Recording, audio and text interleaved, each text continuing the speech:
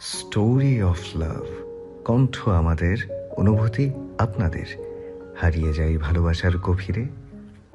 ইরফান বারান্দার চেয়ারে বসে বসে ভাবছে নিজের অতীতের করা কুকাজ, কাকে প্যারিসে ঠকিয়েছিল, কিভাবে ঠকিয়েছিল। সেই সব ভাবতেই গায়ের লোম দাঁড়িয়ে যায় তার। নীলাকে সে হাতছাড়া করতে পারবে না। যেভাবেই হোক নীলার প্যারিসে যাওয়ার কথা হবে। সে নিজের মাথার চুল খামচে ধরল এবং একা একা বিড়বিড় করতে লাগলো। কি করে কি করে আমি আটকাই? হঠাৎ তার মাথায় এক দুষ্ট বুদ্ধি আসলো। সঙ্গে সঙ্গে ফোন বের করে নিজের এক বন্ধুকে কল লাগালো। তার বন্ধু কল ধরতেই সে বলল, যত তাড়াতাড়ি সম্ভব কিছু লোকের ব্যবস্থা কর যারা অ্যাক্সিডেন্ট করাবে। এটা করিস না, কোনো সিরিয়াস কিছু না।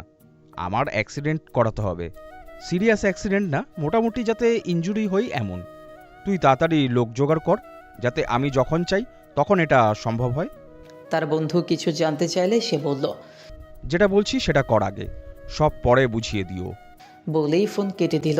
তারপর নিজে নিজেই বলতে লাগলো, অনেক উঁচুতে করছো তুমি নীলা পাখি। তোমার ডানা কিভাবে না কেটে তোমার ওড়া বন্ধ করতে হয় তাই ইরফান মির্জা খুব ভালো করেই জানা আছে। তোমার ওড়া বন্ধ করার জন্য না হয় নিজের হাত পা ভেঙে কিছুদিন বেডে থাকলাম, তাতে আমার কোনো সমস্যা নেই। কিন্তু তোমাকে যেইভাবে হোক নিজের অতীত থেকে অজানা রাখবো আমি। এমনি তোমার না জানা এক অতীত আছে, সেই অতীত থেকেও আমি অজানা রাখবো। কথাগুলো বলেই সে হাসল। টকবক টকবক করে ঘোড়া ছুটিয়ে যাচ্ছে মেহাল খান। প্রফেসরের পাশাপাশি যদি তার আরেকটি পরিচয় থাকে সেটা হলো একজন অভিজ্ঞ হর্স রাইডার। হর্স রাইডিং করতে তার বেশ ভালো লাগে। যেখানে এই যুগে এসে সবাই বাইক রাইডিং করে, সেখানে এখনও সে হর্স রাইডিং করতে বেশি স্বাচ্ছন্দ্য বোধ করে। ভার্সেল বলতে সাধারণত ফ্রান্সের প্যারিসের কাছে অবস্থিত বিখ্যাত প্যালেস অফ ভার্সেলস বা লেক অফ ভার্সেল প্রাসাদকে বোঝানো হয়। সে সেখানে নিজের ঘোড়া দৌড়াচ্ছে, কপাল বেয়ে ঘাম গড়িয়ে পড়ছে। পরনে তার কালো প্যান্ট, অ্যাশ কালারের টি শার্ট এবং তার উপর কালো কালারের জ্যাকেট। খুব জোরে ছোটাচ্ছে সে ঘোড়া। এরকম পর্যাপ্ত সময় নিয়ে প্র্যাকটিস করে সে থামল। খুব সাবধানতা অবলম্বন করে ঘোড়ার ওপর থেকে নেমে পড়ল।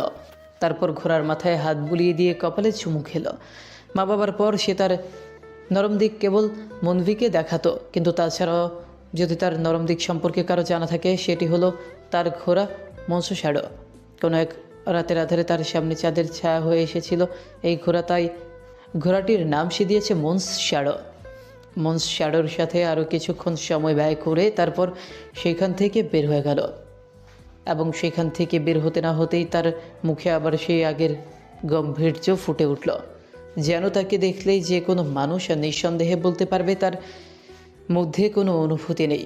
অনুভূতি তো দূরের কথা, অনুভূতি দিয়ে হৃদয় থাকে সে হৃদয় নেই। কলেজেও তাকে স্টুডেন্ট এবং অন্যান্য তার কলিগরা হার্ডলেস হিসেবেই চেনে, অথবা সেলফিশম্যান। সে বরাবরই নিজের ভালো আগে বেছে নেয়, কারো কাছে নিজের ভালো দিক সহজে প্রকাশ করে না। তার মতে এগুলো মানুষ সিম্প্যাথি নেওয়ার জন্য করে, কিন্তু সে কারো সিম্প্যাথি নিতে প্রস্তুত নয়। তার কাছে তার ইগো আগে, অ্যাটিটিউড আগে, তারপর বাকি সব। কিন্তু হ্যাঁ, সবথেকে গুরুত্বপূর্ণ বিষয় হলো সে যতই হৃদয়হীন হোক এবং স্বার্থপর মানুষ হোক, নিজের স্বার্থ খুঁজতে গিয়ে কখনো অন্য কারো ক্ষতি করেনি। মেহাল নিজের ব্ল্যাক মার্সিডিজে উঠে বসলো। তখনই তার ফোনে কল এলো। ফোনের স্ক্রিনে নাম্বার দেখে বাঁকা হাসলো। এই কলেরই সে অপেক্ষা করছিল। ফোন লাউড স্পিকারে দিয়ে গাড়ি চালাতে লাগলো। অপর পাশের ব্যক্তিটি বলল, বস, আমি আমার লোকদের দ্বারা যতটুকু জানতে পেরেছি ততটুকুর ভেতরে একদম কনফার্ম হয়ে বলছি যে মেয়েটের ফ্লাইট আগামী সন্ধ্যায়। ঠোঁট স্মিত হাসি ফুটে উঠল। সে ঠোঁটের হাসি বজায় রেখে বলল, ওয়েল ডান। যে করেই হোক মেরি যেন একদম নিরাপদভাবে এখানে পৌঁছয়। কেউ যদি কোনো রকম বাধা দেওয়ার চেষ্টা করে তাহলে প্রয়োজন পড়লে তাকে পথ থেকে সরিয়ে দিবে। কিন্তু হ্যাঁ, জানা মারবে না, সেটার জন্য তো আমি আছি। কিন্তু মেয়েটি যে কোনো হালে যেন সঠিক সময় নিজের ফ্লাইট পেয়ে যায়। অপর পাশের ব্যক্তিটি ওকে বস বলে ফোন কেটে দিল। মেহাল বাঁকা হেসে বলল, অনেক লুকোচুরি খেলেছিস তুই আমার সাথে, আমার কাছের মানুষ হয়ে তারপরও আমাকে ঠকিয়েছিস। আমিও তোর কাছের মানুষের মাধ্যমেই তোকে ঠকাবো। তার জন্য যত নিচে নামতে হয় আমি নামবো। কাউকে মাথায় তুলে অছাড় দেওয়ার জন্য আগে নিচে বসে তাকে মাথায় চড়ার সুযোগ দিতে হয়, আমিও তাই করব। কিন্তু তুই আমার হাতে ধ্বংস হবি। যেসব অতীত মাটির তলায় চেপে রেখেছিলাম সেগুলো আস্তে আস্তে মাটি খনন করে বের করব। দেখা যাবে অতীতকে বের করতে গিয়ে মাটি খনন করার সময় হীরা পেয়ে গেলাম। নীলার ব্যাগপত্র সব কিছু একদম গোছানো শেষ। তার মা চাচিরা মিলে সব কিছু গুছিয়ে দিয়েছে। এক লাগেজে যদি তার কাপড়, তো আরেক লাগেজে তার মা চাচিরা মিলে নিজেদের হাতে বানানো খাবার পরে দিচ্ছে, যেমন মুড়ির মোয়া, হাতের বানানো আচার, আমসত্ত্ব, নারিকেলের নাড়ু, এই সকল কিছু। এমন সময় তার বাবা চাচারা তার রুমে এলো। নীলা বসে বসে ইবাদ এবং আবিরের সাথে কথা বলছিল। আবির নীলা প্যারিসে চলে গেলেই সেও নিজের মেডিকেলে চলে যাবে। বাড়ি সম্পূর্ণ খালি হয়ে যাবে বলে ইবাদের মন খারাপ। এখন সেও জেদ ধরছে যে সে হোস্টেলে চলে যাবে, কিন্তু এত অল্প বয়স হয়তো আর তাকে হোস্টেলে দেওয়া যাবে না। আর বাড়ির সব ছোটরা যদি একসাথে চলে যায় তাহলে বড়দের খুব খারাপ লাগবে। তাই নীলা এবং আবির মিলে ইবাদকে বোঝাচ্ছে। ইমরান মির্জা, আকাশ মির্জা এবং নিলয় মির্জা লাগেজ খুলে নিজেদের মতো দেখতে লাগলেন, যাকে বলে মনের সন্তুষ্টি। হঠাৎ ইমরান মির্জা নারিকেলের নাড়ুর বোম হাতে নিয়ে ভাঙা কণ্ঠে বললেন, হাতের তৈরি নারকেলের নাড়ু মিনুর খুব প্রিয় ছিল। সবাই স্তব্ধ হয়ে গেল। আকাশ মির্জা এবং নিলয় মির্জার চোখে পানি এবং তাদের স্ত্রীরা মিনুকে নিজ চোখে সামনাসামনি না দেখলেও তাদের মুখ থেকে এত প্রশংসা শুনেছেন যে তারাও মিনুর ভক্ত হয়ে গিয়েছেন। তারা এসে নিজেদের স্বামীদেরকে সান্ত্বনা দিলেন। পেছনে আবির ইবাদের সাথে কথা বলাতে ব্যস্ত থাকলেও নীলার মনোযোগ বড়দের দিকে ছিল। বিশেষ করে মিনু নামটা শুনে তার নজর এদিকে চলে এলো। তার মনে আবার পুরনো করে কৌতূহল জেগে উঠল। কিছুদিনের ঝামেলা সে এই বিষয় সম্পর্কে ভুলে গিয়েছিল। এখানে সবাইকে ব্যস্ত দেখে সে চুপচাপ উঠে পড়ল এবং নিজের বাবার রুমে চলে গেল। তারপর কিছু একটা খুঁজতে লাগলো এবং সেই কাঙ্ক্ষিত বস্তুটি খুঁজেও পেল। দরজার দিকে গিয়ে আরেকবার উকি দিয়ে দেখলো কেউ আসছে কিনা। যখন দেখলো কেউই নেই, তখন আবার রুমে এসে কাঙ্ক্ষিত বস্তুটি খুলল। তার চোখ সানাবড়া হয়ে গেল। চোখ থেকে কয়েক ফোঁটা অশ্রু গড়িয়ে পড়ল। এমন কিছু সে জানতে পারবে তা সে কল্পনাও করতে পারেনি। একের পর এক ধাক্কা যেন সে পেয়ে যাচ্ছে, তবুও প্রত্যেকটি ধাক্কা পাওয়ার পর দুর্বল না হয়ে বরং আরও বেশি পাথর হয়ে উঠছে। সে কাঙ্ক্ষিত বস্তু জায়গা মতো রাখার আগে নিজের ফোন বের করে প্রয়োজনীয় কিছু ছবি তুলে নিল। তারপর চুপচাপ কাঙ্ক্ষিত বস্তু জায়গা মতো রেখে রুম থেকে বের হয়ে গেল। ইরফান বাড়ির সবাইকে বলে বের হয়েছে আজ সন্ধ্যায় নীলার ফ্লাইট। এখন সকাল 11টা বাজে। বিকেল 3টার দিকে নীলা এয়ারপোর্টের উদ্দেশ্যে বের হবে। দুপুরের মধ্যেই তার নিজের কাজ সম্পূর্ণ করতে হবে। বাড়ি থেকে বের হয়ে কাউকে কল দিল, তারপর গাড়ি নিয়ে ছুটল নিজের গন্তব্যে। যেভাবেই হোক তাকে নীলার প্যারিসে যাওয়া বন্ধ করতে হবে, নয়তো অনেক বড় বিপদে পড়ে যাবে সে নিজে। আর নীলা দেশে থাকলে তারই লাভ। যেভাবেই হোক নীলার মন গুলিয়ে নীলার কাছ থেকে অফিসে নীলার অংশ সে নিজের নামে করবে। যেটা নিয়ে একবার আশা করেছে সেটা সে হাতছাড়া হতে দিবে না। 4 রাস্তার মোড় দিয়ে এসে গাড়ি চালাচ্ছিল, এমন সময় এক বড় ট্রাক এসে তার গাড়ি ধাক্কা দিল। ফলস্বরূপ সে গাড়ির ব্রেক কষতে গিয়ে গাছের সাথে ধাক্কা খেল এবং মাথা লাগলো গাড়ির স্টিয়ারিংয়ে। কপাল থেকে রক্ত বের হতে শুরু করলো। গাড়ির গ্লাস ভেঙে কিছু টুকরো তার গায়ে এসে লাগলো। আসলে সব কিছু তার মনের মতোই প্ল্যান করা ছিল, কিন্তু সে নিজের চিন্তায় মগ্ন ছিল বলে ভুলে গিয়েছিল এখানে তার প্ল্যান সফল হবে। তাই অ্যাক্সিডেন্টে কিছুটা গুরুতর আহত হয়ে গেল। যে অ্যাক্সিডেন্ট করেছে সেটার কথা মতো পালিয়ে গেল। আশেপাশের লোক এসে তাকে গাড়ি থেকে বের করে হসপিটালে নিয়ে গেল এবং ভর্তি করিয়ে দিল। ইকরা নীলার বাড়িতে চলে এসেছে। দুজন মিলে একসাথে বের হবে। নীলার বাড়ি থেকে এয়ারপোর্ট যাওয়া সোজা। ইকরার বাড়ি কিছুটা দূর, তাই চলে এসেছে আগে আগে। ইকরার সাথে তার মা বাবা এসেছে। মেয়েকে এয়ারপোর্ট দিয়ে তারপর ওনারা বাড়ি ফিরে যাবেন। সবাই মিলে বসে দুপুরের খাবার খাচ্ছেন। দুপুরের খাবার খেয়ে কিছুক্ষণ জিরিয়ে সবাই এয়ারপোর্টের উদ্দেশ্যে রওনা হবেন। আর সে আর নিচে খেতে এলো না, কারণ নীলার প্রতি সবার আদিক্ষেতা তার পছন্দ হবে না। সবাই খাওয়া শেষ করে ড্রয়িং রুমের সোফায় বসলো। বড়রা মিলে দুই মেয়েকে এটা সেটা বোঝাচ্ছে, যেহেতু প্রথমবার দেশের বাইরে যাবে একা একা। এমন সময় ইমরান মির্জার ফোনে কল আসলো। তিনি কল ধরতেই কেউ একজন বলল, আমরা হসপিটাল থেকে কল করেছি। আপনার ছেলে ইরফান মির্জার অ্যাক্সিডেন্ট হয়েছে। এখন আইসিইউতে ভর্তি আর গুরুতর অবস্থা। কথাটি শুনে ইমরান মির্জার হাত থেকে ফোন মেঝেতে পড়ে গেল। অস্পষ্ট স্বরে কেবল বললেন, ইরফানের অ্যাক্সিডেন্ট হয়েছে? সঙ্গে সঙ্গে ড্রয়িং রুমে নীরবতা নেমে এলো। সবার চোখ মুখে আতঙ্কের ছাপ ফুটে উঠল। নীলা কিছুটা স্তব্ধ হয়ে গেল এমন কথা শুনে।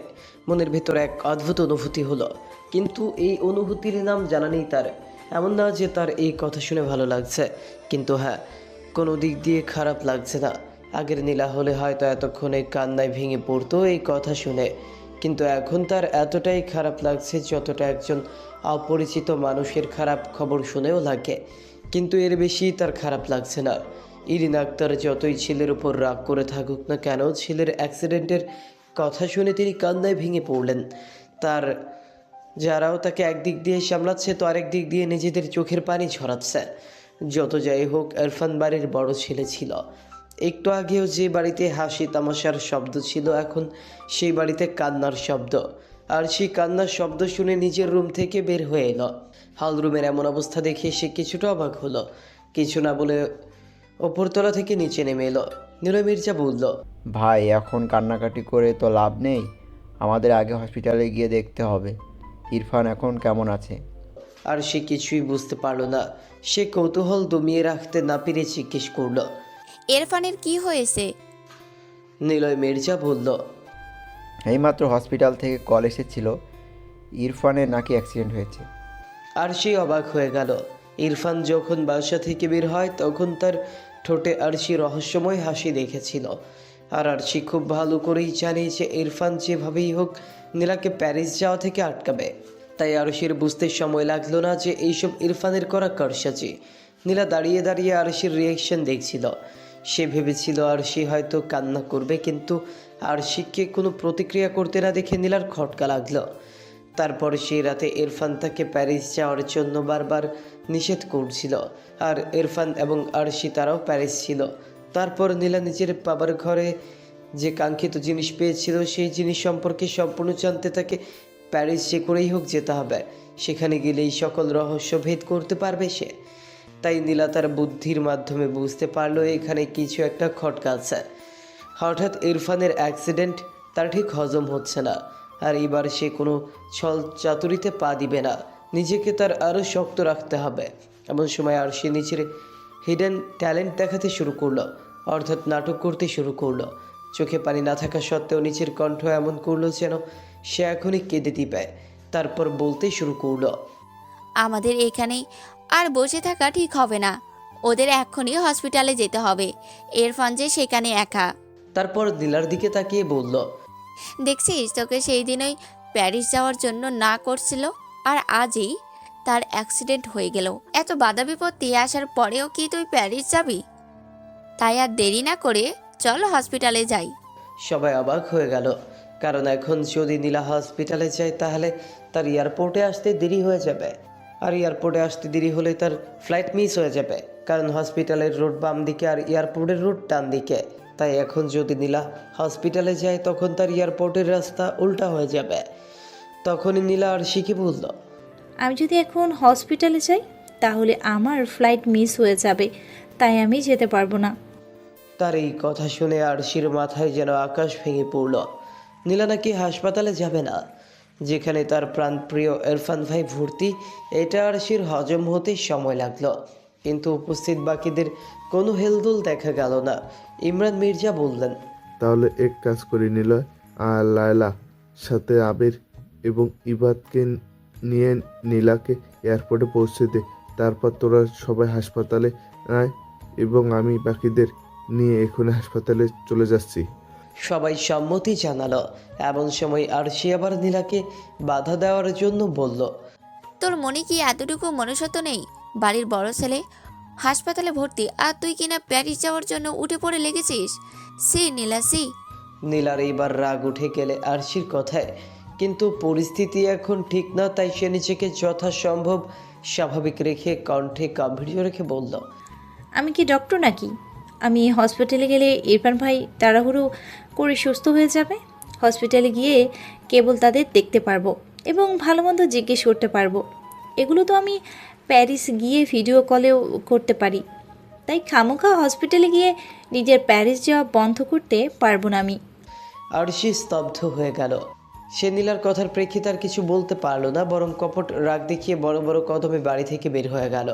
এবং নিজে নিজে বলতে লাগলো, কোন কপালে যে ওই ইরফান শালারে বিয়ে করেছি আল্লাহ খোদা জানে। মানুষের বুদ্ধি মাথাতে না থাকলে অন্তত তো হাঁটুতে থাকে, এই নির্লজ্জ অসভ্য জানোয়ারের তাও নেই। নীলাকে প্যারিস যাওয়া থেকে আটকানোর জন্য নাকি তিনি নিজের অ্যাক্সিডেন্ট করালেন।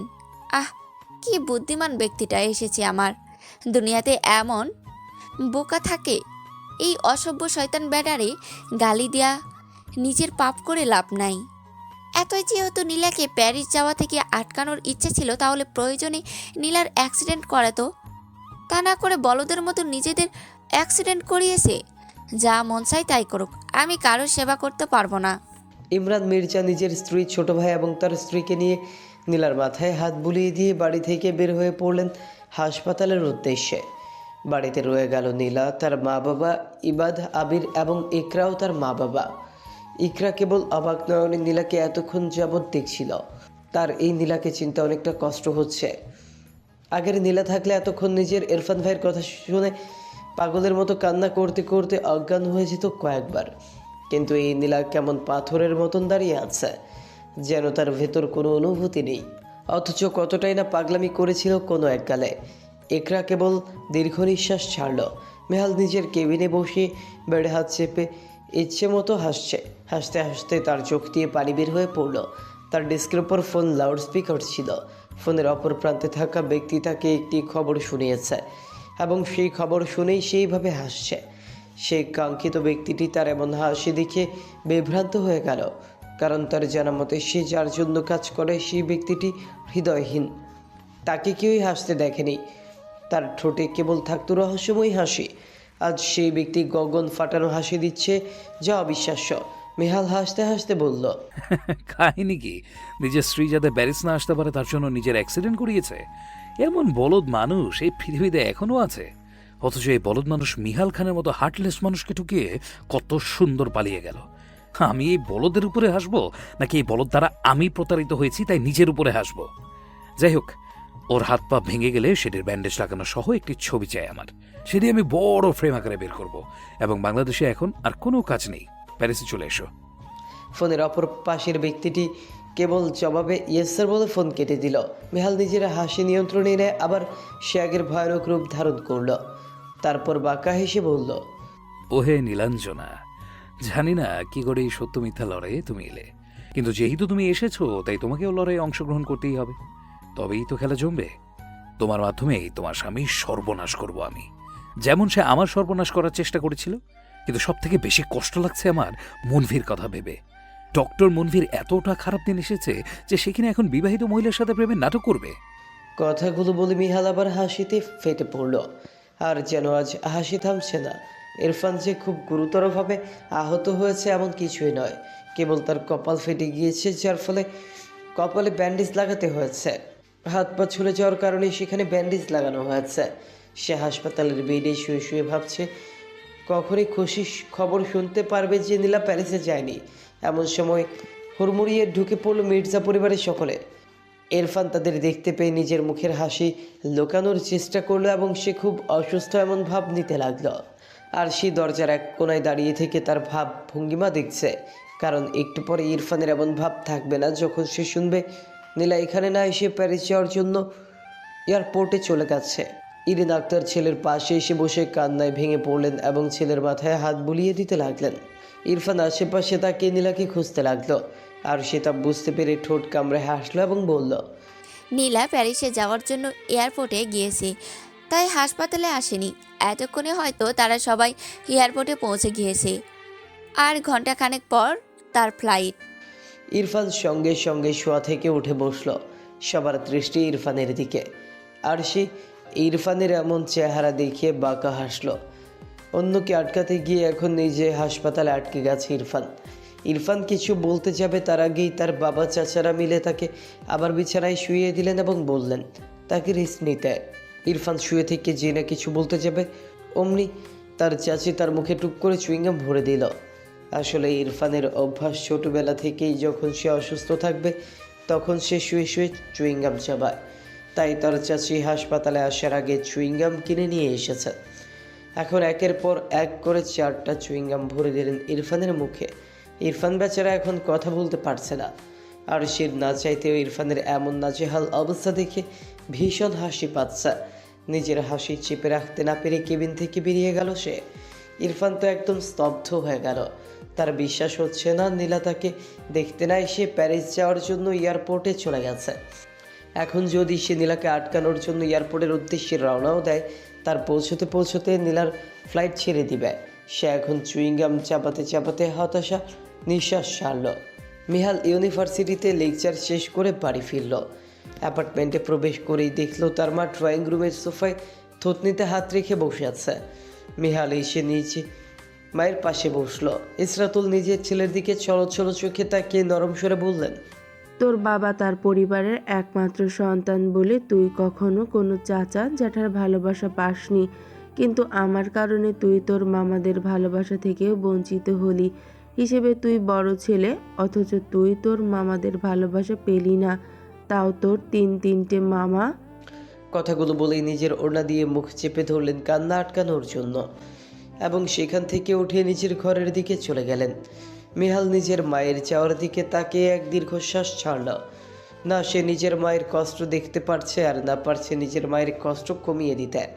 সে তো একবার চেষ্টা করেছিল, কিন্তু সে নিজেই ঠকে গেছে। সে চলে গেল অতীতের ভাবনায়, যেগুলো তাকে তার বাবা বলেছিল। অতীত। ইসরাতুলের পুরো নাম ইসরাতুল মিনা মির্জা। সে হলো মির্জা পরিবারের সবচেয়ে ছোট মেয়ে এবং ভাইদের জানের টুকরো। তার বড় 3 ভাই আছেন, যাদের নাম ইমরান মির্জা, নিলয় মির্জা এবং আকাশ মির্জা। তারা 3 ভাইদের বয়সের মাঝে তেমন ব্যবধান নেই। ইমরান মির্জা থেকে নিলয় মির্জা প্রায় 3 বছরের ছোট এবং আকাশ মির্জা আবার নিলয় মির্জা থেকে 3 বছরের ছোট। আর ইসরাতুল মিনা মির্জা আকাশ মির্জার 2 বছরের ছোট। 3 ভাই মিলে আদর করে তাকে মিনু বলে ডাকতো, কারণ তাদের মা বাবা তাকে ইসরাতুল বলে ডাকতো আর প্রতিবেশীরা এবং আত্মীয় স্বজনরা মিনা বলে ডাকতো। তাই তারা একটু ভিন্নভাবে ডাকবে বলে আদর করে মিনাকে মিনু বলে ডাকত। ছোট থেকেই মিনা বড় হয়েছে তার ভাইদের কোলে পিঠে। তাদের বাড়ির এক পাশে থাকতো খান পরিবার। খান বংশে ছিল একজন ছেলে যার নাম মুবিন খান, মিহালের বাবা। তিনি ইমরান মির্জার সমবয়সী ছিলেন, আর একই পাড়াতে থাকার কারণে ইমরান মির্জার সাথে তার ভালো বন্ধুত্ব হয়ে গিয়েছিল। ফলস্বরূপ মুবিন খান ছিলেন ইমরান মির্জার বন্ধু এবং প্রায়শই তিনি মির্জা বাড়িতে আসতেন। আর তাদের বাড়ির পাশের বাড়ি ছিল চৌধুরী বাড়ি। তাদের ছিল এক মেয়ে যার নাম ছিল মিনু চৌধুরী। মুনভির মা, তিনি ইসরাতুল মিনা মির্জার সমবয়সী ছিলেন। তারা একে তারিখে জন্মগ্রহণ করেছিলেন, কিন্তু মাস ছিল আলাদা। মিনু চৌধুরী কয়েক মাস বড় ছিলেন ইসরাতুল মিনা মির্জা থেকে। তারা দুজন একসাথেই বেড়ে উঠেছেন, আর তাদের নামে অনেকটাই মিল। একজন মিনু তো আরেকজন মিনা, যাকে তার ভাইরা আদর করে মিনু বলেই ডাকত। অনেক সময় তো এমন হয়েছে যে তারা দুজন যদি একসাথে বসে আছে আর সেই সময় যদি কেউ মিনু বলে ডেকেছে, তাহলে দুজনেই একসাথে তাকিয়েছে। সময়ের সাথে সাথে হয়ে যায় দুজন বেস্ট ফ্রেন্ড। মুবিন খানের যখন বয়স ছিল 22, তখন ইসরাতুল মিনার বয়স ছিল 14। তখন থেকেই মুবিন খানের মিনাকে মনে ধরেছিল, কিন্তু বয়সের ব্যবধান এবং বন্ধুত্বের খাতিরে তিনি নিজের মনের আশা মনে রেখেছিলেন। তিনি চাইতেন মিনা যখন বড় হবে তখন তিনি নিজের অনুভূতি প্রকাশ করবেন। আর তার ছিল আরেক বেস্ট ফ্রেন্ড যার নাম শাহরিয়ার মামুন। সে প্রায়শই তাদের বাড়িতে আসতো এবং কাকতালীয়ভাবে তার মনে ধরে মিনুকে। অর্থাৎ 2 বেস্ট ভালোবেসে ফেলে অন্য 2টা বেস্ট ফ্রেন্ডকে। তারপর হঠাৎ মিহালের ভাবনায় শীত ঘটে ফোন বেজে ওঠাতে। সে নিজের মাথা থেকে সকল চিন্তা ভাবনা দূর করে ফোন ধরে এবং কথা বলতে বলতে নিজের রুমে চলে যায়। বাকি অতীত গল্পের সাথে সাথে জানতে পারবেন। প্যারিস শালদাগল বিমানবন্দর থেকে বের হয়ে এলো 2 তরুণী। দুজনের পরনে বোরখা এবং হিজাব, দুজনের 2 হাতে 2 লাগেজ। দুজন মিলে এয়ারপোর্ট থেকে বের হয়ে এলো। উদ্দেশ্য এখন তাদের ক্যাব নিয়ে প্যারিসের 7ম অ্যারেঞ্জমেন্টে যাওয়ার।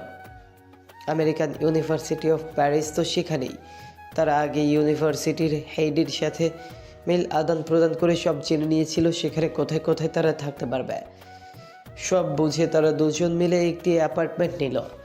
আগেই সেটার জন্য অ্যাডভান্স পেমেন্ট করে ফেলেছিল। নীলা যেহেতু পরিবারের সাথে আগে আউট অফ কান্ট্রি চলাফেরা করেছে, তাই তার এখানে চলাফেরা করতে অসুবিধা হচ্ছে না, কিন্তু ইকরা কিছুটা ভয় পাচ্ছে এবং ভয় পাওয়াটাও স্বাভাবিক। নীলা তাকে ভরসা দিয়ে বলল, ভয় পাওয়ার কিছু নেই, আমি তো আছি। এতে ইকরার ভয় কমে এলো। ক্যাব আসতেই তারা উঠে পড়লো এবং দুজনেই গাড়ির জাল দিয়ে বাহিরের সুন্দর দৃশ্য মুগ্ধ নয়নে দেখতে লাগলো। তারা এয়ারপোর্টে পৌঁছে আগে পরিবারকে ফোন দিয়ে জানিয়ে দিয়েছে যে তারা পৌঁছে গেছে। এর মাঝে নীলা আর ইরফানের সাথে কথা হয়নি। যখন বাংলাদেশে ছিল তখন ফ্লাইটে ওঠার আগে ফোন করে কেবল নিজের চাচাদের কাছ থেকে বিদায় নিয়েছিল, কিন্তু একবারও ইরফানকে দেখতে চায়নি।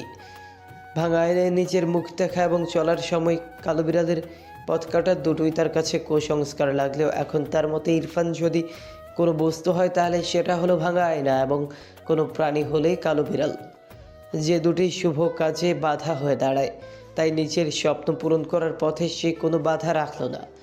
এর জন্যই বাংলাদেশ থেকে ফ্লাইটে ওঠার আগে সে ইরফানের সাথে কথা বলেনি। সেই জায়গায় ইরফানের চেহারা দেখাতে অনেক দূরের কথা।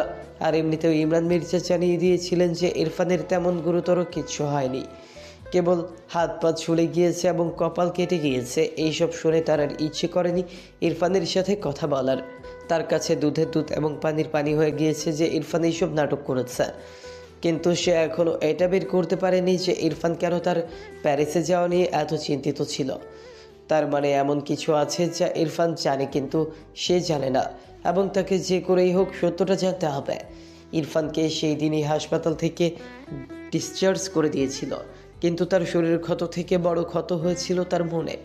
সে কোনোভাবেই নীলার উপেক্ষা মেনে নিতে পারছিল না। তার উপর মনে ভয় জাগতে শুরু করলো যে নীলা প্যারিসে গিয়ে না সব সত্য জেনে ফেলে, তাহলে সে ধরা পড়ে যাবে কোনো এক ব্যক্তির কাছে, এবং সেই ব্যক্তির কাছে একবার যে ধরা পড়ে তার বেঁচে ফেরা খুব মুশকিল, কারণ সেই ব্যক্তি ভালোর ভালো এবং খারাপের খারাপ। আর যারা তার সাথে প্রতারণা করে তাদেরকে তো সে প্রয়োজন পড়লে কবর থেকে খুঁজে বের করে হলেও নিজের সামনে দাঁড় করাবেই। এই জন্যই তো ইরফান প্যারিস ছেড়ে বাংলাদেশে নিজের বাড়িতে চলে এলো, কারণ নিজের বাড়ি তার সব থেকে বড় সেফ জোন। এখানে তার বাবা চাচারা আছে, যার ফলে সেই ব্যক্তিটি এইখানে আসবে না। সেই কারণেই আরশিকে বলেছিল যে আগে নীলাকে বিয়ে করে তারপর নীলাকে ডিভোর্স দিয়ে সে আরশিকে বিয়ে করবে, কিন্তু আরশি তাকে একই কথা বলেছে যে বিয়ে করলে কেবল তাকেই করতে হবে। তখন ইরফান বলেছিল তাহলে নীলার সাথে তার বিয়ের কথাবার্তা চলছে, এর মধ্যেই দুজন বিয়ে করে ফেলবে। কিন্তু আরশির কথা ছিল একদম যেদিন নীলা এবং তার বিয়ে হবে সেই দিন সে বিয়ে করে সেই বাড়িতে উঠবে। ইরফান না করতে চাইলে আরশি বলে তারা যখন প্যারিসে লিভিংয়ে থাকতো তখন তাদের অন্তরঙ্গ মুহূর্তের কিছু ছবি এবং ভিডিও আরশির কাছে আছে। যদি ইরফান তার কথা না শোনে তাহলে আরশি এইসব ইরফানের পরিবারকে দেখাবে, এবং এই কারণেই ইরফান ভয় পেয়ে যায়, কারণ তার পরিবার যদি এইসব কথা জানতে পারে তাহলে তাকে ত্যায্য পুত্র করে দিবে, যার ফলে সে আরশির কথা শোনে। কিন্তু এখন হারে হারে টের পাচ্ছে যে সে আরশির সাথে রিলেশনে গিয়ে কী বড় ভুল করেছে। সর্বপ্রথম নীলাকে হারালো, তারপর নীলা তাকে নিজের বিজনেসের অংশ দিয়ে দিত, সেই অংশ হারিয়ে ফেলল। পরিবারের কাছে নিজের সম্মান হারালো। নীলার মতো কেউ একজন ছিল যে তাকে সব থেকে বেশি ভালোবাসত, সেই ভালোবাসা হারালো। এখন তার যে অবস্থা, এই অবস্থাতেই যদি নীলা আগের মতো থাকতো তাহলে সারাক্ষণ তার পাশে বসে থাকতে হবে এবং তার সেবা যত্ন করতো। অথচ সে যখন হাসপাতালে ছিল তখনই আরশি তাকে বুড়ো আঙুল দেখিয়ে পরিবারের কাছে মিথ্যা বাহানা করে নিজের মামার বাড়ি চলে গেছে যাতে তাকে তার সেবা না করতে হয়। যখন প্যারিস ছিল তখন আরশি প্রতিদিন এসে তার খোঁজ খবর নিত। এভাবেই আস্তে আস্তে তাদের মাঝে বন্ধুত্ব হয় এবং বন্ধুত্ব থেকে হয়ে যায় প্রেমের সম্পর্ক। প্রেমের প্রস্তাবটা অবশ্যই ইরফান নিচে দিয়েছিল, কারণ নীলা তাকে ভালোবাসলেও কখনো কাছে ঘেঁষতে দেয়নি। কিন্তু আরশিকে যদি সে ভুলেও ছুঁয়ে ফেলেছে তাহলে আরশি কখনো দূরে সরেনি। এতেই সে লাই পেয়ে বসে, সে ভাবতে শুরু করে। আর আরশি মনের কথা বুঝে যা নীলা এত বছরে কখনোই বুঝতে পারেনি। তার মতে আরশি খুব স্মার্ট, কিন্তু নীলা না। কিন্তু এখন প্রতিনিয়ত সে পস্তাচ্ছে। এখন সে বুঝতে পারছে জীবনের সব থেকে বেশি প্রয়োজন ভালোবাসার এবং যত্নের। তাই তো রুমে বসে বসে এখন তাকে চুইংগাম চাবাতে হচ্ছে।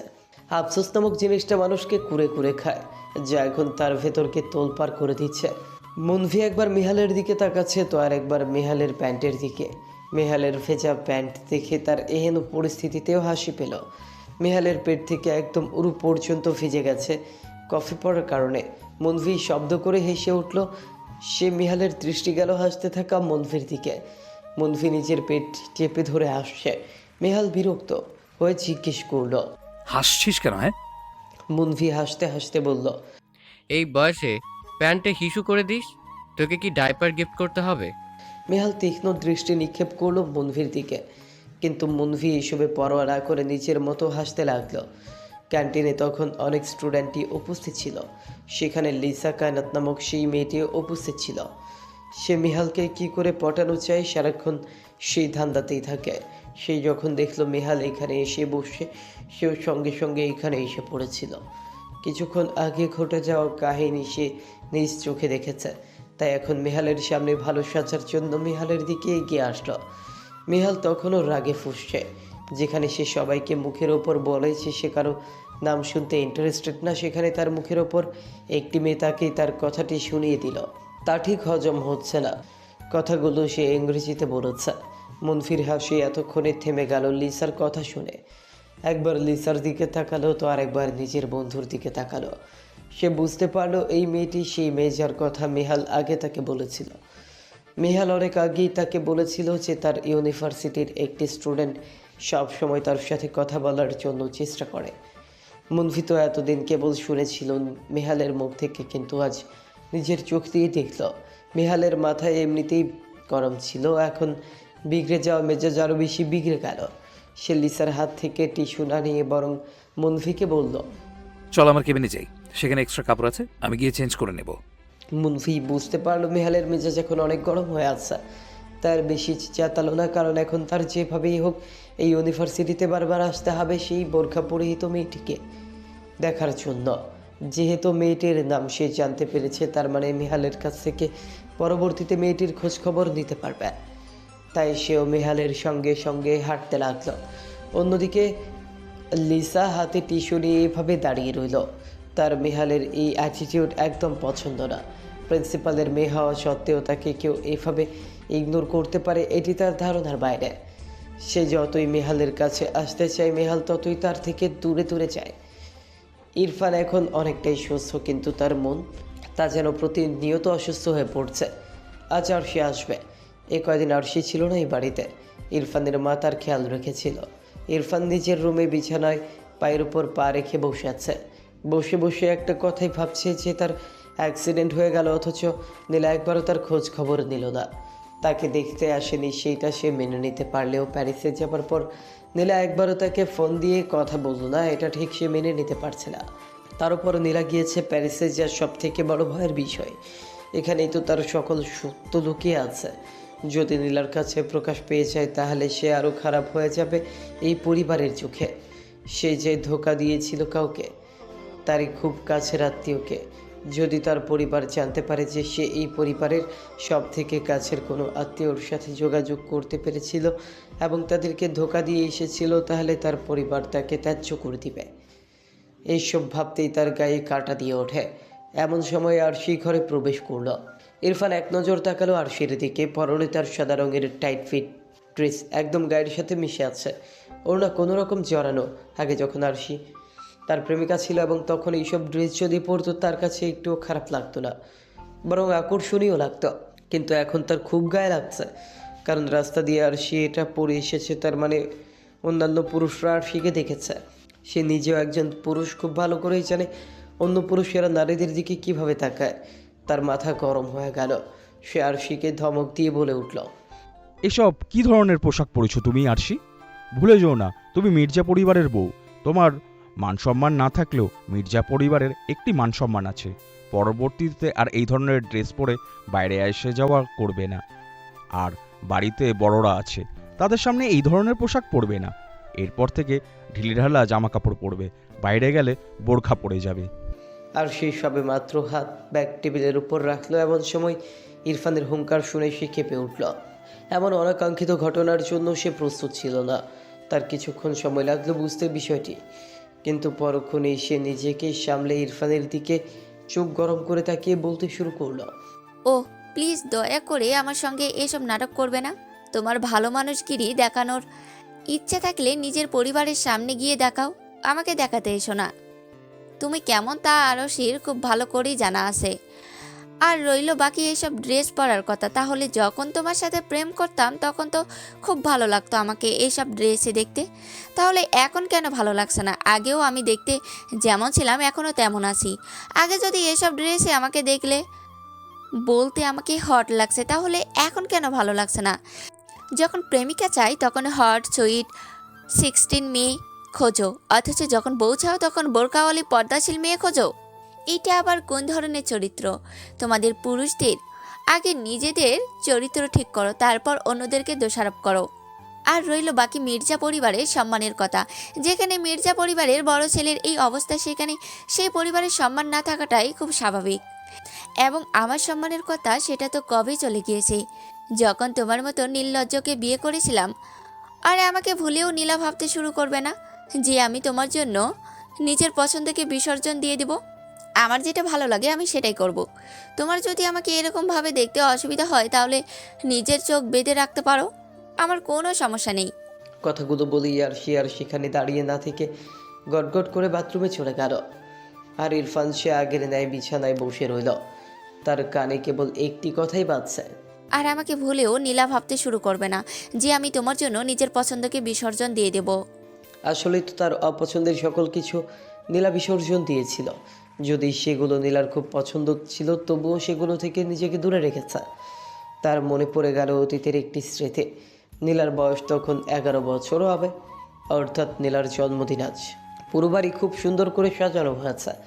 যেহেতু নীলার নীল রং খুব পছন্দ, তাই পুরো বাড়ি নীল রঙে অ্যাসিডিকভাবে সাজানো হয়েছে। ছোট নীলাও আজ নীল রঙের গাউন পরে নীলপরি সেজেছে। নীলা যখন নিজের রুমে তৈরি হচ্ছিল তখনই ইরফান তার ঘরে আসে এবং তাকে নীল রঙের কাপড়ে দেখে মুখ কুঁচকে ফেলে। তার বরাবরই এই রঙটা একদম পছন্দ না। সে নীলার দিকে এগিয়ে গেল। নীলা তখন আয়নার সামনে দাঁড়িয়ে মাথা বাঁধছে। সে আয়না দিয়ে ইরফানকে দেখতে পেল এবং ইরফানের চেহারাতে যে বিরক্তির ছাপ স্পষ্ট ছিল সেই বিরক্তির ছাপ সে দেখতে পেল। সে পেছনে ফিরে ইরফানকে জিজ্ঞেস করল, ভাইয়া কি হয়েছে? তোমার মুখ কেমন দেখাচ্ছে কেন? ইরফান কপাল কুঁচকে বলল, তুই নীল রঙের জামা পরেছিস কেন? জানিস না এই রং আমার সবথেকে অপছন্দের, একদম বাজে দেখাচ্ছে। সঙ্গে সঙ্গে নীলার মুখ চুপসে গেল। সে গতরাতে কয়েকটি মার্কেট ঘুরে তারপর এই গাউন কিনেছিল। নীল গাউনটি তার খুব পছন্দ হয়েছিল। নিজের জন্মদিনের জন্য নিজে পছন্দ করে কিনেছিল। বাড়ির সবাই তাকে দেখে অনেক প্রশংসা করে গিয়েছে যে আজ তাকে অনেক সুন্দর লাগছে, অথচ তার ইরফান ভাই বলছে তাকে নাকি একদম বাজে দেখাচ্ছে। নিষ্পাপ মন ভেঙে চুরমার হয়ে গেল। জন্মদিন নিয়ে সে খুব খুশি ছিল, এক নিমিষেই তার সকল খুশি হাওয়া হয়ে গেল। ভেবেছিল তার ইরফান ভাই তার অনেক প্রশংসা করবে, অথচ তার ইরফান ভাই তার প্রশংসা না করে উল্টো তাকে আরও বলল যে তাকে নাকি বাজে দেখাচ্ছে। সে মনক্ষুণ্ণ হলো, মলিন মুখ করে বলল, তাহলে কি এই রঙের পোশাক চেঞ্জ করে ফেলবো? ইরফান বিন্দুমাত্র সময় নষ্ট না করে বলে উঠল, হ্যাঁ অবশ্যই, এক্ষুনি এই রঙের জামাটি চেঞ্জ করুন, একদম বিট ঘুরতে লাগছে তোকে। কথাটি বলেই গটগট করে বের হয়ে গেল ইরফান রুম থেকে। আর নীলা অশ্রুসিক্ত নয়নে ইরফানের দিকে চেয়ে রইল। তারপর আর দেরি না করে সেই রঙের জামাটি চেঞ্জ করে অন্য একটি জামা পরল। সবাই যখন তাকে জিজ্ঞেস করলো যে কেন সে নীল রঙের গাউন চেঞ্জ করে ফেলেছে, তখন সে কিছু একটা বাহানা করে ফেলল। সেই দিন নীলার মন অনেকটাই খারাপ ছিল, কারণ সে নিজের পছন্দের জামাটি পরতে পারেনি। কিন্তু নিজেকে একটি কথা বলে সান্ত্বনা দিয়েছিল যে তার দাদি একবার তাকে বলেছিল যে তার ইরফান ভাইয়ের সাথে তাকে বিয়ে দেওয়া হবে এবং সে যেন সবসময় তার ইরফান ভাইয়ের কথা শোনে। তার ইরফান ভাই আজ যা বলবে তাই যেন সে করে, তাহলে নাকি বিয়ের পর তার ইরফান ভাই তাকে অনেক ভালোবাসবে। তাই তো নীলা নিজের পছন্দের সব কিছু আস্তে আস্তে বিসর্জন দিতে লাগলো ইরফানের জন্য। ছোটবেলা থেকেই সে প্রতিবাদী হলেও কখনো এসব বিষয় নিয়ে সে প্রতিবাদ করেনি। তার দাদিমা সবসময় বলতো ভালোবাসার জন্য নাকি ছাড় দিতে হয় এবং সে সবসময় ছাড় দিয়ে এসেছিল। এসব ভাবতে ভাবতেই ইরফান বর্তমানে ফিরে এলো। তারপর একা একা বলল, তুই ঠিক বলছো আরশি, তুই কখনো নীলার মতো হতে পারবি না। নীলার মতো হতে গেলে তোকে আরও 1000 বার জন্ম নিতে হবে। নীলা আমাকে যতটা ভালোবেসেছে তা কখনোই কেউ বাসে না, এবং আমি এটা খুব দেরি করেই উপলব্ধি করলাম। নীলা আর ইকরা মিলে তাদের ক্লাসরুমে বসে আছে। অলরেডি তারা 2টা ক্লাস করে ফেলেছে, এখন গ্রুপিং ক্লাস হবে। ইকরা আলাদা ক্লাসে চলে যাবে তার গ্রুপিং সাবজেক্টের জন্য, আর নীলার এখন ইকোনমিক ক্লাস হবে। ইকরা বের হয়ে যেতেই নীলা নিজের সিটে একা একা বসে রইল। অবশ্য ক্লাস করার মাঝ দিয়ে তাদের দু একজনের সাথে বন্ধুত্ব হয়ে গিয়েছে, হয়তো আস্তে আস্তে সামনে আরও নতুন বন্ধু পাবে তারা। লিসা ক্লাসে প্রবেশ করলো। সে অন্যান্য ক্লাস মিস দিলেও কখনোই ইকোনমিক ক্লাস মিস দেয় না, কারণ ইকোনমিক টিচার আর কেউই না তার ক্রাশ মিহাল খান। তাই তো একদম ভদ্র ছাত্রের মতো ক্লাসের পড়া রেডি করে ক্লাসে প্রবেশ করেছে। কিন্তু ক্লাসে আসতেই ফার্স্ট বেঞ্চে দেখতে পেল বোরখা পরিহিত সেই মেয়েটিকে, যে ক্যান্টিনে মিহালের উপর কফি ফেলে দিয়েছিল। সঙ্গে সঙ্গে তার মাথা গরম হয়ে গেল। সকালবেলা মিহাল তাকে যে ইগনোর করেছিল সেই রাগ এখন আবার চলে বসলো তার মাথায়। নীলা নিজের আসনে বসে সামনে বই হাতে নিয়ে বইয়ের পাতা উল্টাচ্ছিল। এমন সময় লিসা এসে নীলার হাত থেকে বই নিয়ে মাটিতে ছুঁড়ে ফেলল এবং ইংরেজিতে বলল। নীলা স্তব্ধ হয়ে গেল এমন আকস্মিক ঘটনার কারণে। এরকম কিছুর জন্য প্রস্তুত ছিল না। ঘটনাটি বুঝতে তার অনেকক্ষণ সময় লাগলো, কিন্তু পরক্ষণেই তার মুখশ্রীর ধরন বদলে গেল। স্বাভাবিক মুখশ্রীতে রাগের আভা ফুটে উঠল। সে বসা থেকে উঠে পড়ল এবং মেয়েটির চোখে চোখ রেখে ইংরেজিতে বলতে লাগলো।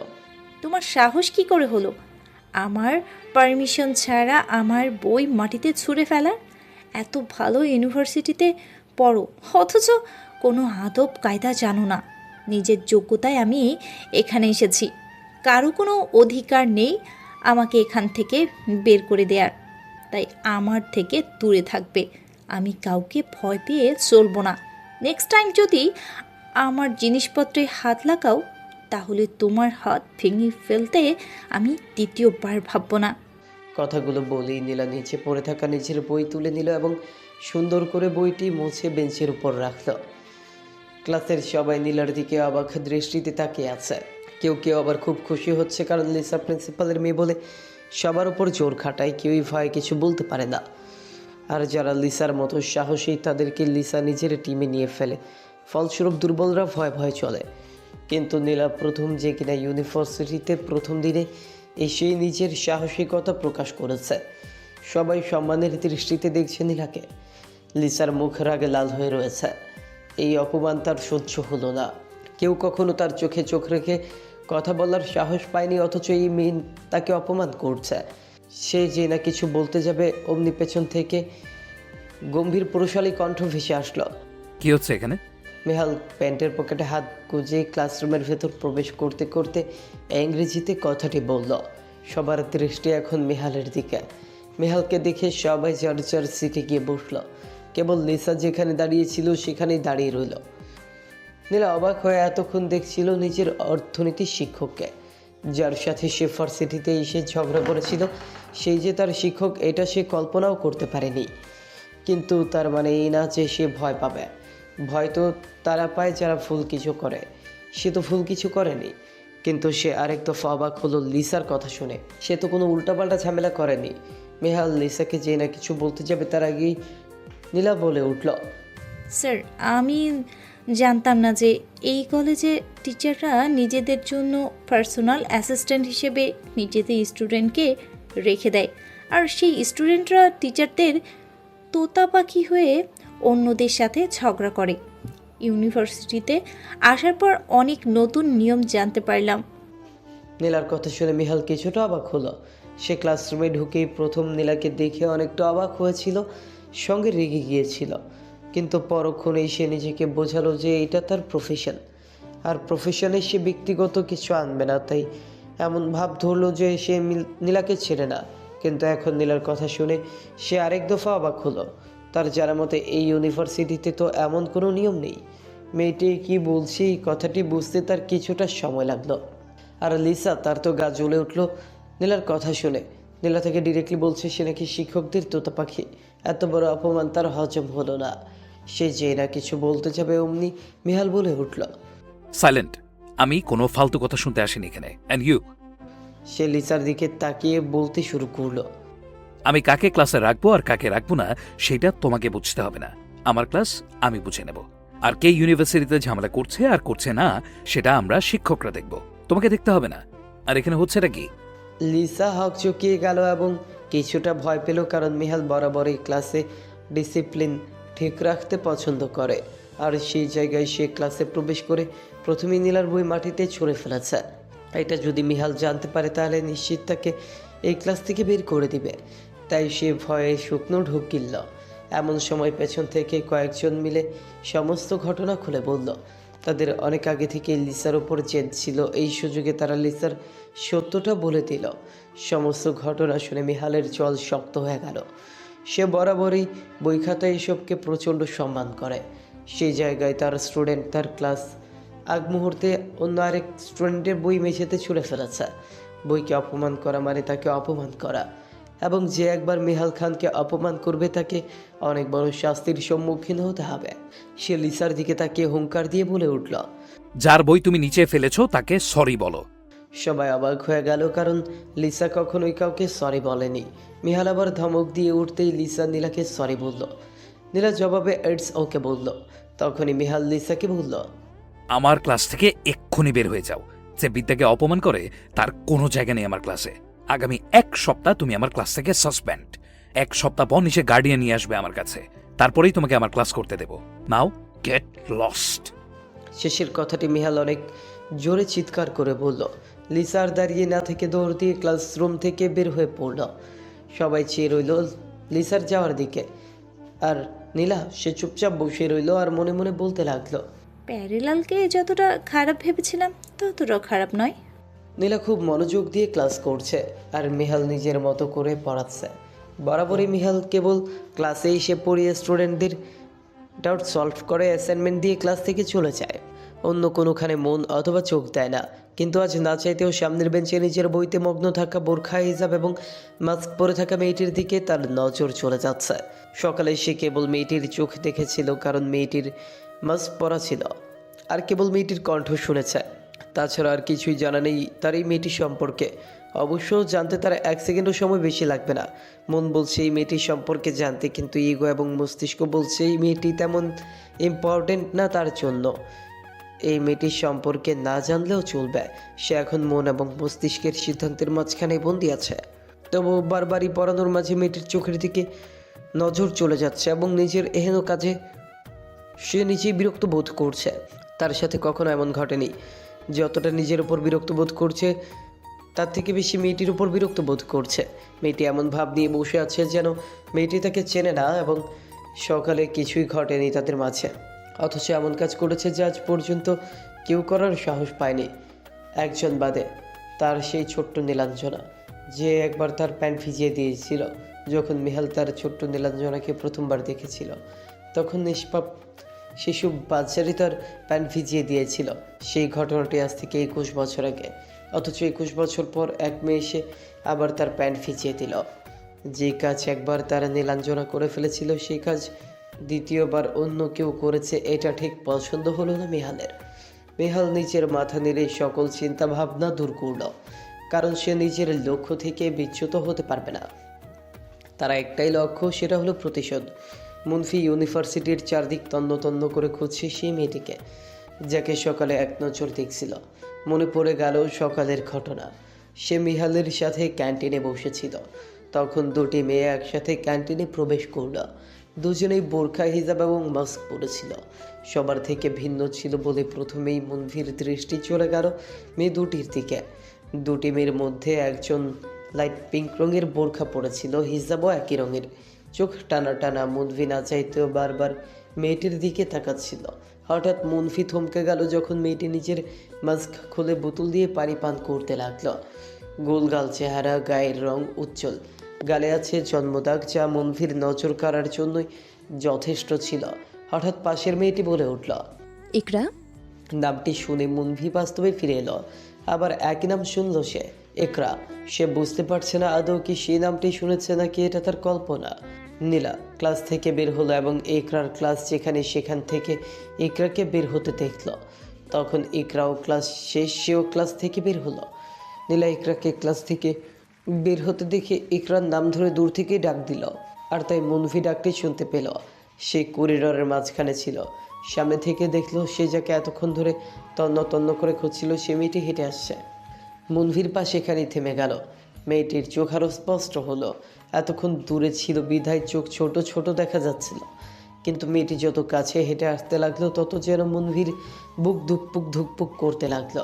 সে নিচে একজন ডাক্তার, কিন্তু এখন তার মনে হচ্ছে তারা নিজেরই কোনো এক ডাক্তারের প্রয়োজন। ইকরা একদম তার কাছে চলে এলো। মনভি এক নজরে তাকিয়ে রইল। ইকরা যেই না তার পাশ কাটিয়ে সামনে যাওয়ার জন্য অগ্রসর হলো, তখনই সে নরম স্বরে বলল, ওয়েট। ইকরা সঙ্গে সঙ্গে দাঁড়িয়ে গেল। মেয়েটা নীলার মতন না এত প্রতিবাদী আর না এত সাহসী।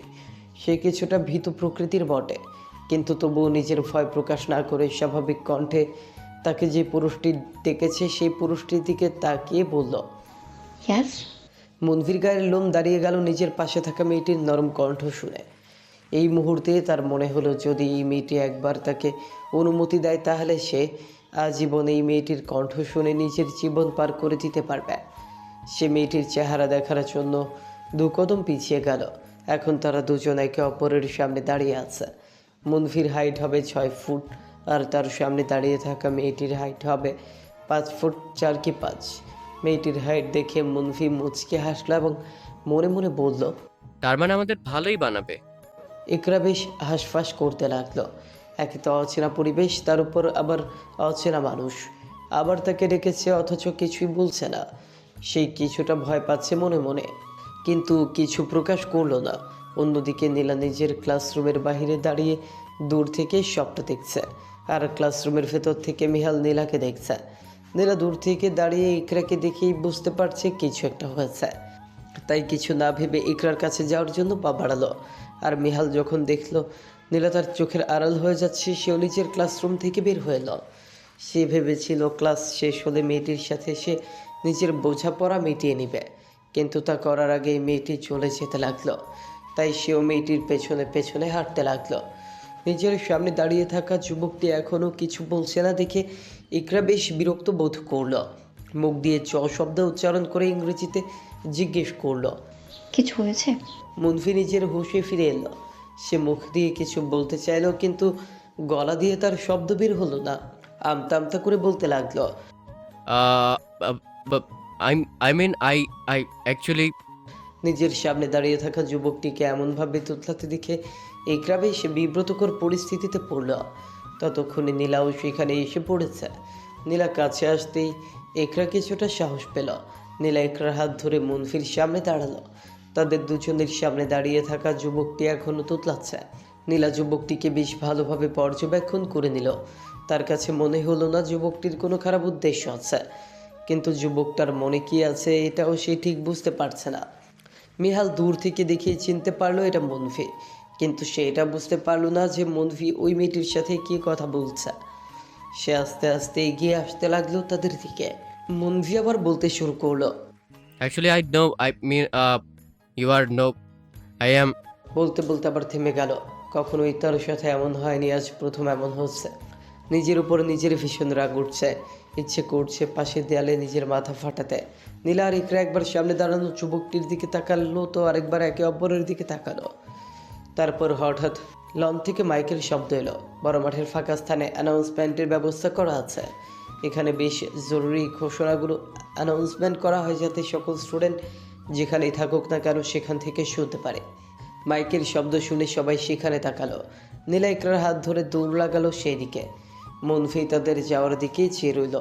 ততক্ষণে মিহাল মনভির কাছে চলে এলো। এসে মনভির পিঠে কিল বসিয়ে দিয়ে জিজ্ঞেস করলো, কিরে, মেয়েটার সাথে কি কথা বলছিলি? মনভি হকচকিয়ে উঠল এবং মনে মনে বলল, আমদামটা করি কোনো পেলাম না, আবার কথা বলবো। কিন্তু মুখ দিয়ে কিছু বলল না, কারণ সে প্রকাশ করতে চায় না যে সে কোনো মেয়ের প্রতি দুর্বল হতে চলেছে। তারপর ভাব নিয়ে বলল, আসলে মেয়েটা এসে আমাকে বললো আমি নাকি দেখতে খুব হ্যান্ডসাম। আমাকে দেখে তারা এই ইউনিভার্সিটির স্টুডেন্ট ভেবেছিল। আমার বয়স বুঝতে পারিনি, আমাকে তো এখনো ইয়াং লাগে, তাই এটা স্বাভাবিক। যখন বললাম আমি স্টুডেন্ট না, তখন আমি একজন ডাক্তার, তখন তো অনেক অবাক হয়ে গেল। তারপর টুকিটাকি কথা বলে তারা চলে গেল। মিহালের ঠিক হজম হলো না মনভির কথা। খুব ভালো করে তার বন্ধুকে চেনে, আর একটু আগেও মেয়েটিকে সে ক্লাসরুমে দেখেছে। বয়স তো তার কম হলো না, সে খুব ভালো করেই মানুষ চিনতে পারে। এই মেয়েটি যে এমন কথা বলতে পারে না এটা সে খুব ভালো করেই জানে, কিন্তু যেহেতু এখানে উপস্থিত ছিল না তাই এই বিষয়টি আর ঘাটালো না। তারাও এগিয়ে গেল অ্যানাউন্সমেন্ট শুনতে। মাঠে প্রচণ্ড ভিড় জমেছে। এখানে সিনিয়র জুনিয়র সকল স্টুডেন্ট উপস্থিত। টিচাররা সবাই যেখানে অ্যানাউন্সমেন্ট করে সেই স্টেজে দাঁড়িয়ে আছে। প্রিন্সিপাল সকলের উদ্দেশ্যে বলতে লাগলো, এই ইউনিভার্সিটিতে অ্যানুয়াল ফাংশন অনুষ্ঠিত হবে। অনুষ্ঠানটা আরও আগেই হয়, কিন্তু কোনো কারণে অনুষ্ঠানটা এখনো পর্যন্ত হয়নি। যেহেতু স্কলারশিপ নিয়ে বাইরে থেকে অনেক স্টুডেন্ট এসেছে আমাদের ইউনিভার্সিটিতে, তাই ভাবলাম সবাইকে নিয়েই অনুষ্ঠানটা করি। তোমরা নিজেরা নিজেদের মতন ড্রেসের থিম চুজ করতে পারবে, কিন্তু হ্যাঁ, যার ড্রেস একদম আইকনিক হবে তাকে আমাদের ইউনিভার্সিটির তরফ থেকে সারপ্রাইজ গিফট দেওয়া হবে। তাই সবাই সবার বেস্ট ট্রাই করবে। আর যারা কোনো কারিকুলামে অংশগ্রহণ করতে আগ্রহী, সিনিয়র এবং টিচারদের সাথে যোগাযোগ করবে। ধন্যবাদ সবাইকে। কথাগুলো বলেই প্রিন্সিপাল স্টেজ থেকে নেমে গেল। সঙ্গে সঙ্গেই মাঠে হট্টগোল শোনা গেল। সকল স্টুডেন্টরা খুশিতে আত্মহারা। যারা পুরাতন তারা খুশি হয়েছে, কারণ তাদের ইউনিভার্সিটিতে আবার একটু অনুষ্ঠান হবে। তারা এখানকার অনুষ্ঠান সম্পর্কে পরিচিত, তাই তারা জানে এখানে অনুষ্ঠান হলে কেমন হতে পারে। আর যারা নতুন এসেছে তারা আগ্রহী এই ইউনিভার্সিটির অনুষ্ঠান দেখার জন্য। সবাই নিজের মতো গ্রুপ করে ড্রেস কোড ভাবতে লাগলো। লিসা এই অ্যানাউন্সমেন্ট হবে আগে থেকে জানতো, কারণ গত রাতে তার বাবা তাকে বলেছিল। অনেক আগেই নিজে কি পরবে ভেবে রেখেছিল। এখন শুধু নিজের দলবল নিয়ে বাকিদেরকে শাসানো বাকি, যাতে কেউ তার মতো ড্রেস না পরে এবং সেই সারপ্রাইজ গিফট পেয়ে যায় আর তার প্রিয় ক্রাশ টিচারকে ইমপ্রেস করতে পারে। নীলা আর ইকরা নিজেদের অ্যাপার্টমেন্টে ফিরে এলো। দুজন নিজ নিজ রুমে চলে গেল। রুমে গিয়ে যার যার পরিবারের সাথে ফোনে কথা বলল এবং তারপর ফ্রেশ হয়ে খাবার রান্না করতে চলে এলো। এইটা না নিজের দেশ আর না নিজের বাড়ি যে কেউ মুখের সামনে এসে খাবার তুলে দিবে। এখানে নিজের কাজ নিজেরই করতে হয়। সারাদিন অপরিচিত মানুষের ভিড়ে থেকে মানিয়ে নিতে হয়, আবার বাড়ি ফিরে নিজেকে নিজেরই সামলাতে হয়। খুব কম মানুষ বিদেশে এসে টিকতে পারে। সবাই সব জায়গায় সবভাবে সামলাতে পারে না। নীলা আর ইকরা মিলে রান্না করতে লাগলো। ভাত বসিয়েছে, ইকরা পেঁয়াজ আলু কাটছে আর নীলা ডাল বসিয়েছে। এতেই তাদের সুন্দর হয়ে যাবে। ইকরা নিজের কাজ করতে করতে বলল, তুই কি সত্যি চিতই পিঠার ব্যবসা করবি? নীলা মুচকি হেসে বলল, করলে মন্দ কোথায়? ইকরা আমতা আমতা করে বলল, না মানে লোকে কি বলবে, আর বাংলাদেশে কেউ শুনলে তো হাসাহাসি করবে, বিশেষ করে আরুষি আর ইরফান ভাইয়া। নীলা হাসলো, তারপর মোহমুক্ত ভঙ্গিতে বলল, শুন, যাদের মেন্টালিটি খুব চিপ তারাই এই কাজকে ছোট ভাববে, কিন্তু কোনো কাজই ছোট না। এখন আমাদের বাংলাদেশে এই পিঠার প্রচলন বেশি। সেখানে গরিবরা রাস্তার চুলা নিয়ে বসে পিঠা বানিয়ে জোগান করছে, তাই এই কাজ সবার কাছে ছোট লোকের মতো মনে হয়। অথচ এই ছোট লোকের হাত দিয়ে বানানো পিঠা খেতে কোনো সমস্যা নেই। কিন্তু এখন যদি কোনো ভালো রেস্টুরেন্টে এই পিঠা বানানো হতো তাহলে সেটি ফ্যান্সি খাবার হতো, সবাই সে কাজকে অ্যাপ্রিসিয়েট করতো। আসলে এই সমস্যা কাজে না, সমস্যা হলো মানুষের মস্তিষ্কে। উদাহরণস্বরূপ দেখ, ইদানিং একটা আপুর ভিডিও খুব ভাইরাল হচ্ছে, ফেসবুকে গেলেই তাদের দেখা যায়। মিম আপু, সে এখন নিজের বিজনেস নিয়ে বসেছে, কিন্তু এক লাফে কি সে এত দূরে পৌঁছে গিয়েছে? কখনোই না। সে তো প্রথমে রাস্তায় খাবার নিয়ে নেমে বিক্রি করে তারপর এই পর্যন্ত আসতে পেরেছে। তোর কি মনে হয় সে কখনো কারো কথা শুনেনি? অবশ্যই শুনেছে, কিন্তু সে কাউকে পরোয়া না করে নিজের মতো এগিয়ে গিয়েছে। নীলা একটু থেমে আবার বলতে লাগলো, আচ্ছা, আরেকটি উদাহরণ দেখাই। কলেজ ইউনিভার্সিটিতে শীতকাল হলেই পিঠা উৎসব হয়। একটা কথা মাথায় রাখবি ইকরা, আমরা যেই সমাজে বসবাস করি সেখানেই কিন্তু স্টুডেন্টরাই পিঠা বানিয়ে স্টল নিয়ে বসে। সেটার মধ্যে কিন্তু একটা শিক্ষা পাওয়া যায় যে কোনো কাজই ছোট না, এটার মাধ্যমেই রোজগার করা যায়। কিন্তু সেসব বিষয় নিয়ে কেউ ভাবেই না কখনো। নিজেদের মতো আনন্দ ফুর্তি করে জিনিসগুলোকে সবাই উপেক্ষা করে চলে। একটা কথা বলি, শুনতে খারাপ লাগলেও কিছু করার নেই, কিন্তু আমরা যেই সমাজে বসবাস করি সেটাই হিজড়া মার্কা সমাজ। হিজড়াদের সাথে তুলনা করলেও হিজড়াদের অপমান করা হবে। অনেক সময় অনেক হিজড়াদের মানসিকতা ভালো পাওয়া যাবে, কিন্তু সমাজে বসবাসরত কিছু মানুষের মানসিকতা অনেক ছোট থাকে। তাই মানুষের কথায় কান না দিয়ে নিজের মতো এগিয়ে যেতে হবে এবং নিজের যোগ্যতায় কিছু করতে হবে। একটা কথা তো শুনেছিস অবশ্যই, failure is the pillar of success. ব্যর্থতাই সাকসেসের স্তম্ভ। তাই কে কি বলবে, কে কি ভাববে, সেটা ভাবলে কখনোই নিজে খুশি থাকতে পারবো না। আর আমার কাছে নিজেকে খুশি থাকা সব থেকে বেশি ম্যাটার করে। অন্যের টাকায় আশায় চাকরি না করে নিজের যোগ্যতায় কিছু কর। 10 টাকার জায়গায় 5 টাকা কামাবো, এতেই আমার চলবে। কিন্তু তবু ছোট মস্তিষ্ক বহনকারী মানুষদের কথা শুনে পিছপা হব না। নীলা মির্জা একবার যা সিদ্ধান্ত নেয় সেখান থেকে পিছপা হয় না। আমার কাছে মোটামুটি অনেক টাকা জমানো আছে, সেই দিয়েই বিজনেস শুরু করতে পারবো। আশা করি তুই আছিস আমার সাথে।